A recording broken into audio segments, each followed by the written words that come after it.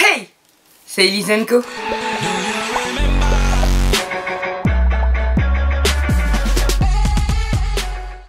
Salut, j'espère que vous allez bien. On se retrouve aujourd'hui pour un crash test de la marque Colourpop.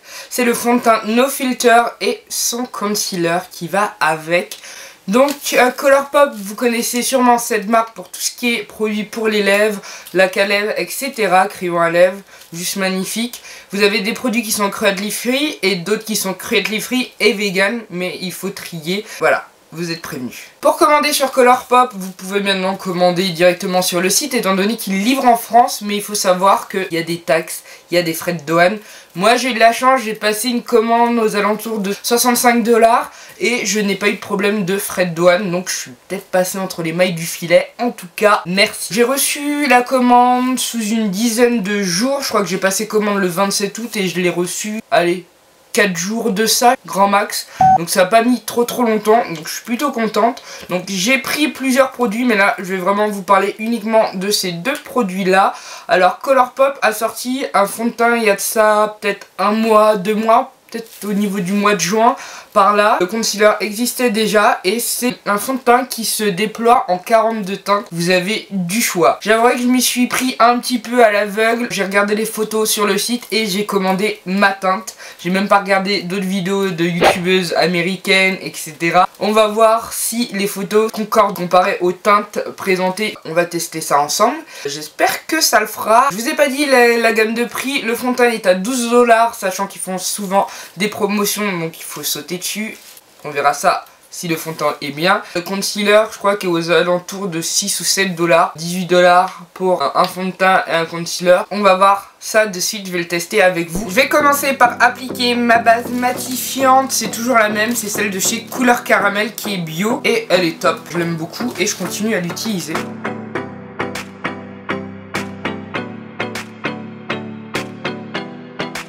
Pour appliquer le fond de teint, je vais en prendre toujours mon pinceau double embout de chez Ethan, tout pourri mais très efficace. Je vais mettre quelques pompes. Ah, la pompe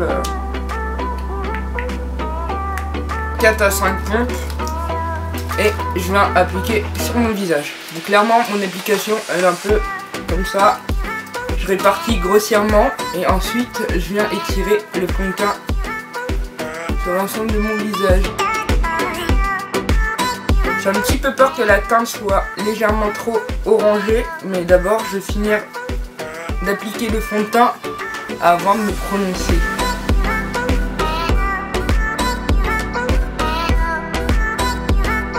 Je le trouve ultra fluide.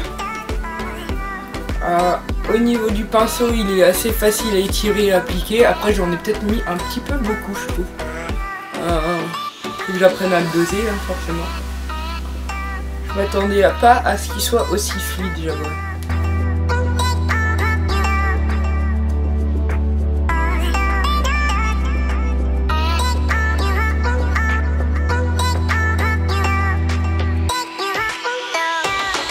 En tout cas au niveau de la couvrance il est juste parfait, ça m'a masqué vraiment toutes les imperfections et mes taches pigmentaires.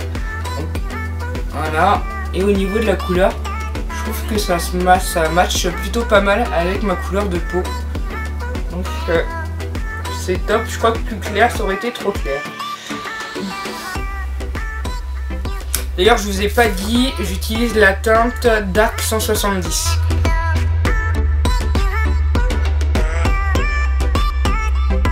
Ça a bien couvert mes imperfections, mes petites taches pigmentaires, donc c'est au top.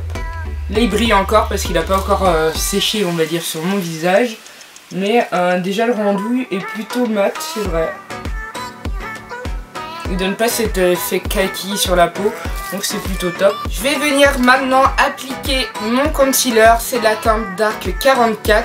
D'ailleurs sur le site quand vous commandez le fond de teint, il vous indique directement le concealer qui correspondrait du coup à votre carnation. Et en même temps il vous propose aussi la poudre compacte ou la poudre libre, sachant que je ne les ai pas prises étant donné que j'avais déjà une poudre compacte et une poudre libre, donc je voyais pas l'intérêt. Donc je vais l'appliquer et je vais venir l'étirer, l'estomper avec un mini beauty blender.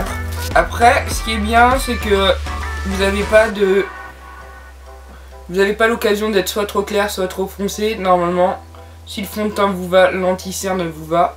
Donc c'est plutôt sympa.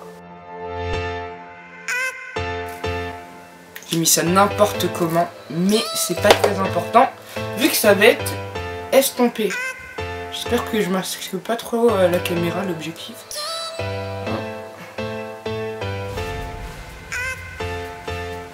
Mais je suis obligé d'avoir ce miroir là, parce que juste me maquiller avec le retour, c'est impossible. Je suis myope.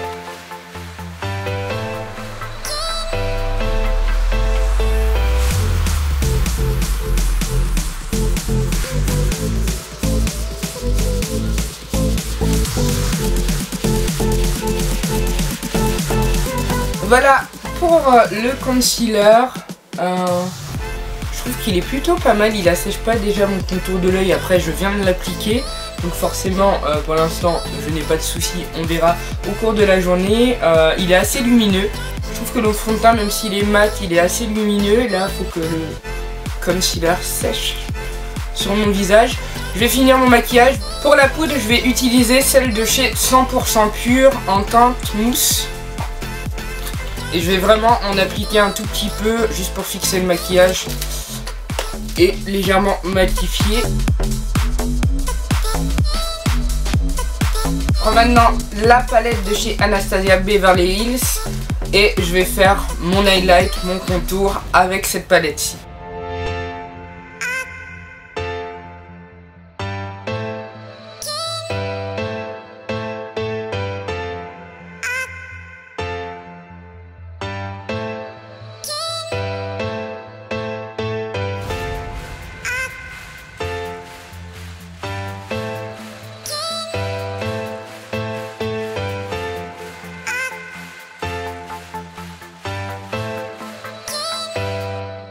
Je vais faire mes sourcils, mettre mon eyeliner, etc. et mon rouge à lèvres et on se retrouve ensuite. Là, je vais faire ma vie, je vais aller au boulot, je vais faire tout ce que j'ai à faire dans ma journée et ensuite je vous retrouve ce soir, enfin dans la vidéo, enfin pour vous clairement ça sera le jour, mais en gros je vous retrouve ce soir pour débriefer sur le fond de teint No Filter de chez Colourpop et son concealer. Donc à de suite. A few moments later. Je vous retrouve environ 11 heures après. Alors je suis allée travailler, j'ai fait mes courses, j'ai fait mon ménage, ma nourriture, mes jus de fruits, etc. Bref, j'ai fait ma vie. Donc je vais vous donner mon impression sur le fond de teint No Filter de chez Colourpop. Donc clairement au cours de la journée je suis juste venue éponger avec un papier buvard tout ce qui était sébum. Parce que clairement au travail j'allais pas me laisser briller outrance uniquement pour le test vidéo, hein, je suis désolée. Donc il faut juste prendre ça en compte, sachant qu'il a fait extrêmement chaud aujourd'hui, que j'ai pas arrêté de faire des allers-retours à mon travail. Bref, j'ai couru un petit peu à droite à gauche, donc on va voir ça ensemble. Donc au niveau du teint, on voit que je brille énormément, ça c'était sûr et certain, parce que c'est un fond de teint mat mais pas dit matifiant. Donc je brille énormément, sachant que j'ai très légèrement poudré uniquement pour voir le résultat du fond de teint, comment il se travaille, il se joue sur ma peau tout au long de la journée. Donc il s'est pas oxydé, la teinte est restée la même depuis l'application, ce qui est déjà un très bon point.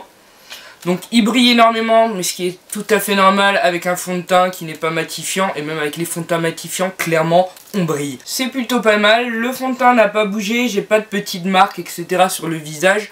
Au niveau de l'arête du nez, je brille mais ça ne bouge pas, j'ai pas ce souci là. Pareillement au niveau des coins des lèvres, je n'ai pas de démarcation de zone de sécheresse ou de fond de teint qui s'est déplacé dans les plis. Donc au niveau du fond de teint, hormis le fait que je brille, ce qui est plutôt normal, je trouve que c'est plutôt pas mal. On voit légèrement ici mes pores dilatés, vraiment très légèrement, sachant que je n'ai pas énormément poudré, je vous le répète une fois encore. Après, au niveau de l'anti-cerne, je suis plutôt satisfaite. C'est pas un anti-cerne qui m'éclaircit la peau comme je peux voir sur de nombreuses vidéos. Mon but c'était de vraiment retrouver ma bonne carnation, ma vraie carnation au niveau du fond de teint et de l'anti-cerne. C'est le cas aujourd'hui, donc je suis plutôt contente. Donc on voit juste que ça a bougé et que ça me marque les petites ridules. Mais bon, ça fait à peu près 11 heures que j'ai le fond de teint et l'anti-cerne. Je suis fatigué de ma journée. c'est tout à fait normal, mais je trouve que c'est moins dégueu que certains anti-cernes que j'ai payé un prix d'or. Ça a pas vraiment... ouais, ça marque les zones de ridule, de fatigue, mais sinon ça n'a pas vraiment énormément filé entre les plis comparé à ce que je peux voir normalement. Pour le prix du fond de teint et de l'anti-cerne, je trouve que c'est un fond de teint qui se démerde, donc je peux vraiment vous le conseiller, sachant qu'en plus c'est un fond de teint vegan comme je vous l'ai dit, vegan à petit prix. Bon, toute la marque Colourpop n'est pas vegan, mais ces deux produits là le sont. C'est vrai que j'ai abandonné les fonds de teint bio en ce moment. Je suis plus, même au niveau des cosmétiques, enfin du maquillage surtout, je suis plus en train de me diriger vers le vegan parce que je trouve plus de teintes, plus de choses avec lesquelles m'amuser. J'en avais un petit peu marre du nude ou de faire mon maquillage moi-même. Je suis plutôt contente de ce fond de teint et de cet anti-cerne, donc c'est vrai que je peux vous les conseiller. J'espère que cette vidéo vous aura plu, que ce type de vidéo vous plaît d'ailleurs. N'hésitez pas à me dire en commentaire si vous voulez que je teste quelques make-up différents ou des marques que vous avez envie de tester, de savoir ce qu'elles valent ou non. N'oubliez pas de vous abonner, ça me ferait extrêmement plaisir, hein. Et de mettre un petit pouce en l'air si cette vidéo vous a plu et de partager avec moi dans les commentaires. Je vous fais d'énormes bisous et je vous dis à très bientôt. Ciao.